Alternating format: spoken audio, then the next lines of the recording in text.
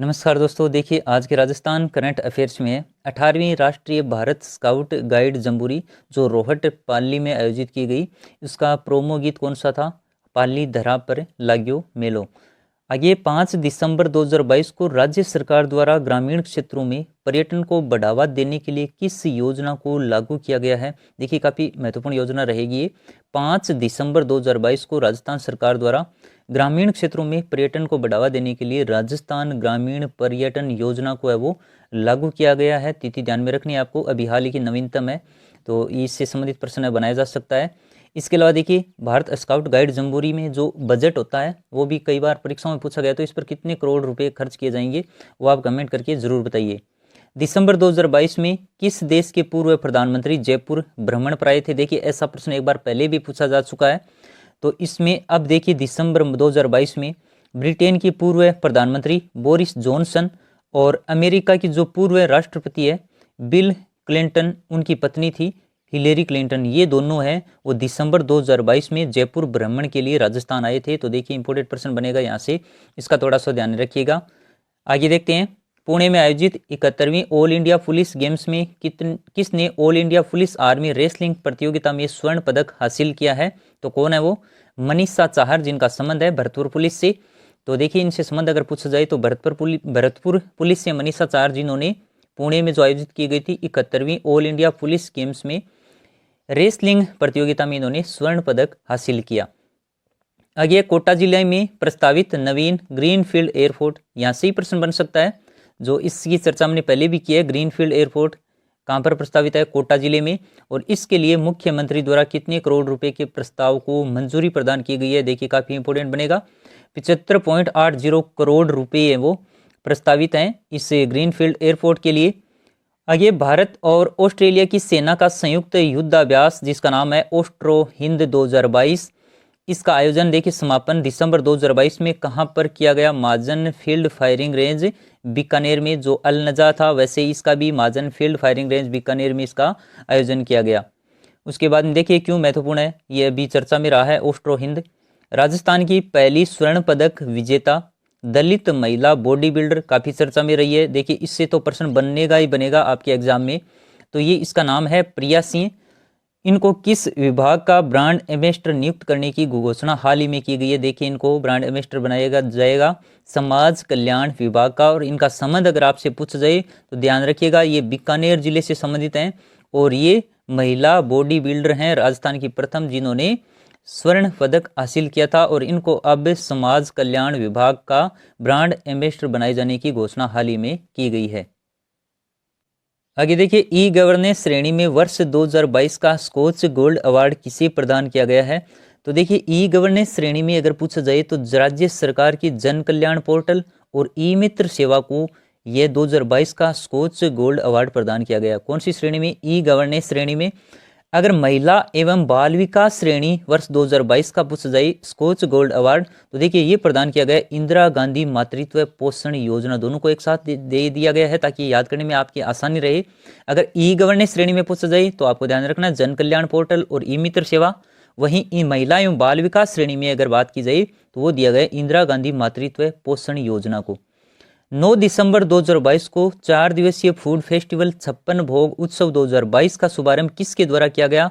तो देखिए काफ़ी इंपोर्टेंट है ये, दिसंबर माह का करंट अफेयर्स बनेगा आपकी परीक्षा में। उस हिसाब से देखिए 4 दिवसीय फूड फेस्टिवल 56 भोग उत्सव, तो इसका जो शुभारंभ है वो किया गया था उद्योग मंत्री शकुंतला रावत के द्वारा। हाल ही में बीकानेर जिले के लखासर और हनुमानगढ़ जिले के सतीपुरा, ये स्थान ध्यान से देख लीजिए आप। लखासर और सतीपुरा आपसे जिले पूछे जा सकते हैं कहाँ पर स्थित हैं, तो लखासर बीकानेर, सतीपुरा हनुमानगढ़ में। 21 खनिज के विपुल भंडार के संकेत यहाँ पर मिले हैं पोटास के। देखिए काफी इंपोर्टेंट है, यहाँ से प्रश्न बनने की पूरी संभावना रहेगी। पीछे भी जितने भी ऐसे खनिज के जो भंडार प्राप्त हुए हैं उनसे संबंधित प्रश्न है वो कई बार पूछे गए हैं, तो इसका थोड़ा सा ध्यान रखिएगा। सतीपुरा हनुमानगढ़ और लखासर बीकानेर क्यों चर्चा में रहे थे? आगे मदन गोपाल लड्ढा को किस रचना के लिए साहित्य अकादमी अनुवाद पुरस्कार प्रदान किया जाएगा? अब ये साहित्य अकादमी अनुवाद पुरस्कार प्रदान किया जाएगा किसको? अखूट तासड़ो रचना के लिए मदन गोपाल लड्ढा को। इसकी रचना का नाम देखिए अनुवाद है, एक गुजराती उपन्यास है, कौन सा? अक्षय पात्र, और इसका राजस्थानी भाषा में अनुवाद किया मदन गोपाल लड्ढा ने। किस नाम से? अखूट तासरो नाम से। तो किसी भी प्रकार से प्रश्न बनाया जा सकता है कि किस उपन्यास का राजस्थानी अनुवाद है, या फिर इसकी रचना नाम क्या अनुवाद का? अखूट तासरो। और ये किसने किया है? साहित्य अकादमी अनुवाद पुरस्कार किसे प्रदान किया गया? मदन गोपाल लड्ढा को 2022 का। तो ये थोड़ा सा ध्यान रखिएगा। ये गुजराती का एक उपन्यास है, डॉक्टर बिंदु भट्ट, और उसका नाम है देखिए अक्षय पात्र, और इसी का ये राजस्थानी भाषा में अनुवाद किया गया है। अंचल स्त्री जनजाति प्रतिभा सम्मान समारोह के दौरान मुख्यमंत्री अशोक गहलोत द्वारा किसे श्री मानगढ़ धाम गौरव पुरस्कार से हाल ही में सम्मानित किया गया है? काफी महत्वपूर्ण प्रश्न बनेगा। उदयपुर कलेक्टर ताराचंद मीणा को यह पुरस्कार प्रदान किया गया। देखिए सम्मान समारोह आयोजित किया गया था, उसके दौरान मुख्यमंत्री अशोक गहलोत द्वारा यह पुरस्कार प्रदान किया गया उदयपुर के कलेक्टर ताराचंद मीणा को श्री मानगढ़ धाम गौरव पुरस्कार। उसके बाद में 67वीं राज्य स्तरीय सीनियर वॉलीबॉल चैंपियनशिप दिसंबर 2022 में किस जिले में आयोजित की गई है? तो ये आयोजित की गई बीकानेर जिले में। और देखिए इस प्रतियोगिता में दुष्यंत जाखड़ पुरुष वर्ग में और कविता सुतार महिला वर्ग में इनको सर्वश्रेष्ठ खिलाड़ी चुना गया। काफी इंपॉर्टेंट प्रश्न बनता है यहाँ से। देखिए जो राज्य स्तरीय सीनियर वॉलीबॉल चैंपियनशिप हुई है दिसंबर 2022 में, ये आयोजित की गई बीकानेर जिले में, और यहाँ पर दुष्यंत जाखड़ और कविता सुतार को सर्वश्रेष्ठ खिलाड़ी है वो चुना गया है। आगे 2 जून 2022 से शुरू की गई मुख्यमंत्री क्षेत्रीय विकास योजना में किन योजनाओं का विलय किया गया है? तो देखिए जो मुख्यमंत्री क्षेत्रीय विकास योजना है इसमें कौन कौन सी योजनाओं को शामिल किया? महात्मा गांधी आदर्श ग्राम योजना, मुख्यमंत्री आदर्श ग्राम पंचायत योजना, श्री योजना और स्मार्ट विलेज योजना, इन सब को इसमें शामिल करते हुए इसका नाम रखा है मुख्यमंत्री क्षेत्रीय विकास योजना। मुख्यमंत्री अनुप्रति कोचिंग योजना के अंतर्गत प्रति वर्ष कितने विद्यार्थियों को लाभान्वित किया जाएगा? तो देखिए पहले 10,000 थे और अब इनको कर दिया गया बढ़ा करके 15,000। ये प्रश्न निश्चित रूप से पक्का बनेगा आपकी परीक्षा में। देखिए पहले भी ये प्रश्न पूछा जा चुका है कि अनुप्रति योजना किससे संबंधित है? तो छात्रों की कोचिंग से। अब इससे प्रश्न ये जरूर बनेगा कि इसके अंतर्गत प्रतिवर्ष कितने विद्यार्थियों को लाभान्वित किया जाएगा, क्योंकि आंकड़े हैं, बजट से संबंधित हो या इनकी संख्या हो या इनकी तिथि हो, ऐसे ही प्रश्न बनाए जा रहे हैं। तो ध्यान रखिएगा 15,000 विद्यार्थियों को प्रति वर्ष इसके अंतर्गत लाभान्वित किया जाएगा। फिर राष्ट्रीय खाद्य सुरक्षा अधिनियम के देखिए कार्यान्वयन में पूछा गया है राजस्थान का कौन सा स्थान प्राप्त हुआ है? तो इसमें राजस्थान को 15वां स्थान है वो हासिल किया है। उद्योग मंत्री शकुंतला रावत के द्वारा मुख्यमंत्री लघु वाणिज्यिक वाहन स्वरोजगार योजना को कब लॉन्च किया गया? हाल ही में किसके द्वारा? शकुंतला रावत के द्वारा। तो इसकी तिथि है 1 दिसंबर 2022 को। कौन सी योजना है? मुख्यमंत्री लघु वाणिज्यिक वाहन स्वरोजगार योजना, और इसको लॉन्च किया गया शकुंतला रावत के द्वारा 1 दिसंबर 2022 को। चलिए आगे देखते हैं। राजस्थान इंटरनेशनल फिल्म फेस्टिवल 1 से 5 फरवरी 2023 का आयोजन किस जिले में किया जाना प्रस्तावित है? देखिए इसका आयोजन किया जाएगा राजस्थान के जैसलमेर जिले में 1 से 5 फरवरी 2023 को। हाल ही में जारी स्टार्टअप रैंकिंग 2021 में राजस्थान को किस श्रेणी में रखा गया? और ये प्रश्न तो एक बार पहले भी पूछा गया है। एस्पायरिंग लीडर श्रेणी में राजस्थान को रखा गया था, जो जारी कौन सी है? स्टार्टअप रैंकिंग 2021 में जारी की गई थी। इसमें राजस्थान को एस्पायरिंग लीडर श्रेणी में रखा गया। उत्तर क्षेत्रीय परिषद की तीसरी बैठक कहां पर आयोजित की गई, जिसकी अध्यक्षता की थी केंद्रीय गृह मंत्री अमित शाह के द्वारा की गई थी? और ये उत्तर क्षेत्रीय परिषद की तीसरी बैठक सीधी पूछी जा सकती है आपको कि इसका आयोजन कहां पर किया गया? राजस्थान के जयपुर जिले में। ओलंपिक पदक विजेताओं के लिए स्वर्ण पदक विजेता इनाम राशि पहले 75 लाख थी, अब इसे बढ़ाकर कितने किए जाने की घोषणा की गई है? तो देखिए इसकी राशि अब की गई है 3 करोड़ रुपए। आगे देखते हैं। विश्व युवा कौशल दिवस के अवसर पर राज्य सरकार ने किसे स्किल एम्बेसडर अवार्ड से सम्मानित किया? तो ये किया गया अशोक यादव को। इसकी चर्चा पहले भी हमने कर चुके हैं एक बार। कई बार कुछ से प्रश्न ऐसे होते हैं जो रिपीट हो जाते हैं, तो थोड़ा सा ध्यान रखिएगा। विश्व युवा कौशल दिवस के अवसर पर राज्य सरकार ने अशोक यादव को स्किल एम्बेसडर अवार्ड से सम्मानित किया। उसके बाद में सृष्टि नामक शेरनी के लापता होने के कारण नाहरगढ़ बायोलॉजिकल पार्क है वो चर्चा में रहा। तो प्रश्न तो यहीं से कंप्लीट हो गया आपका कि सृष्टि नामक शेरनी की लापता होने के कारण कौन सा वो पार्क है अभी हाल ही में चर्चा में रहा? Nahargarh biological park. अब ये पूछा गया ये राजस्थान के किस जिले में स्थित है? आसान सा प्रश्न रहेगा आपके लिए। ये राजस्थान के जयपुर जिले में स्थित है। फिर देखिए धूलखेड़ा जीपिया भीलवाड़ा में किस खनिज के नवीन भंडार प्राप्त हुए हैं। देखिए काफी महत्वपूर्ण प्रश्न बनेगा यहाँ से भी। जो धूलखेड़ा जीपिया है ये स्थान पूछा जा सकता है, राजस्थान के किस जिले में है, भीलवाड़ा जिले में, और यहाँ पर लोहे के भंडार है वो प्राप्त हुए हैं, काफी महत्वपूर्ण है।